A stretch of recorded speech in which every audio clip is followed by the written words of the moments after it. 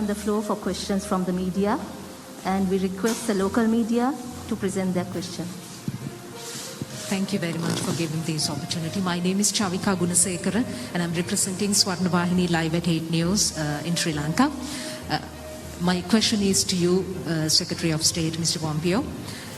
Why have you chosen to visit Sri Lanka at a time when the US is going in for elections? Is the purpose of your visit to move Sri Lanka towards an alliance against China? I mean, is US attempting to offset Beijing's influence by signing new agreements like MCC, SOFA, through the Quad group in Sri Lanka? And also, you all have imposed sanctions against our present army commander, one of the war heroes in our country, Lieutenant General Shavindra Silva, from entering United States of America based on independently unverified information. What is the current status on that? And did the government of Sri Lanka request you to reconsider imposition of travel ban on Lieutenant General Shavindra Silva in terms of the Geneva resolution? Thank you. Thank you. I think there were 3 questions there. The last one, look, it's a legal process in the United States. We'll always continue to review it.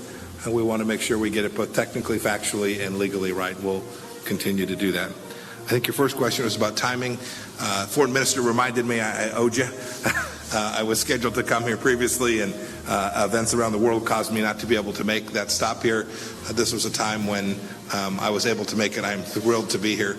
It's a wonderful opportunity, and on the eve of our 72nd anniversary of our relationship, I think it was an important time for me to be here, and I'm glad that I was able to make it. Your final question was about what we're trying to accomplish here. We want the people of Sri Lanka to have sovereignty and independence. We want them to be successful. We want sustainable development for them. We think the United States as a friend and partner offers just exactly that, and we want that. Look, we have a shared vision. Democratic nations always do. Right, so I traveled to India. I'm here. I'll be in the Maldives this afternoon. I'll head on to Indonesia. We know that these democracies have a shared vision for free and open shipping lanes, the capacity to trade, for people to travel wherever they want to go. These are visions that the people of Sri Lanka share with the people of the United States. And so my visit today was to talk about those things, to figure out good ways that we can continue to build and develop our relationship so that American private sector companies will see the opportunity that's here and come invest and train Sri Lankans and build up those communities too.